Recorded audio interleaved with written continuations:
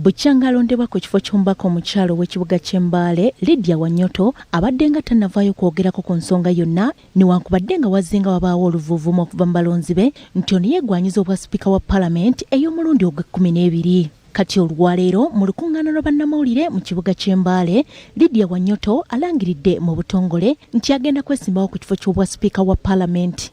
You voted for me to go and represent your views. One first view that you have given me is to contest for the office of the Speaker. I've come today to accept your endorsement and to tell you that I am going to contest. Wanyoto agamba nti okusinziira ku buyigirize bwe n'obukugu asobola bulungi okubeera Speaker wa Palamenti. I am a promoter and a founding member of the NRM party. Nze uba candidate abaliwo be naakalaba teriyo founding member of NRM party. 30 years I've been in the party.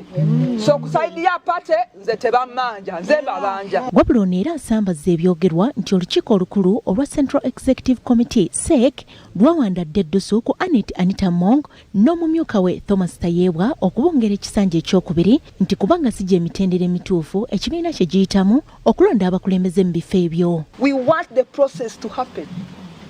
Then after that SEC and the Parliament can decide, but the process, we cannot have Ugandans who do not contest and they want to lead a democratic house. Wanyoto wano wasabidde abakulembeze mu kitundu ky'e Bugisu okumuwagira kubanga emyaka 3 egiyise teri Speaker wa Palamenti yenna abadde ava mu kitundu ekyo. Emyaka giyiseewo 30 nga siranko mukulembeze kwe tulonda ate nga tuze tulonda. Yes. Nga tunafunako mukulembeze ava Bugisu. We cannot wait.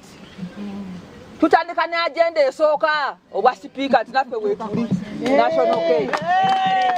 We must send a clear message that Mbale City must be on the national cake table, and we made a contribution to the independence of our country. Sandra Nabagala ne Nelson Gonsia, BBS Terefayina, Gambuuze.